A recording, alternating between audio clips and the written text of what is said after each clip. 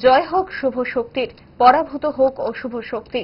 খুঁটি পুজোয় অংশ নিয়ে ইঙ্গিতপূর্ণ মন্তব্য প্রবীণ কংগ্রেস বিধায়ক গোপাল চন্দ্র রায়ের। আজ রাজধানীর বনিদি পুজো আয়োজক রামঠাকুর সংঘের খুঁটি পুজো উৎসব সংগঠিত হয়। পুজো অনুষ্ঠানে অংশ নেন কংগ্রেস বিধায়ক গোপাল রায় সহ ক্লাবের সমস্ত কর্মকর্তা সহ এলাকার মানুষ। এবারের পুজোয় রামঠাকুর সংঘের পুজো ভাবনায় রয়েছে দুবাই সিটি। আজ খুঁটি পুজোর অনুষ্ঠানে পুজো থিমও প্রকাশ করল রাজধানীর বনিদি ক্লাব রামঠাকুর সংঘ।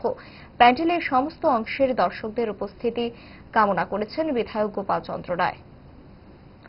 প্রত্যেকবার একটা নতুন নতুন থিম আমরা দিয়ে থাকি। সারা ত্রিপুরা নয়, ত্রিপুরার বাইরেও বাংলা, কাছাড়, আসাম থেকে যারা আসে সবাই রামঠাকুর সঙ্গে ভিড় করে। আমরা নতুন ভাবে ত্রিপুরাবাসীকে আমরা একটা কিছু নতুন রামঠাকুর সঙ্গের পক্ষ থেকে নতুন দুর্গাপুজোর নতুন থিম আমরা প্রেজেন্টেশন করব।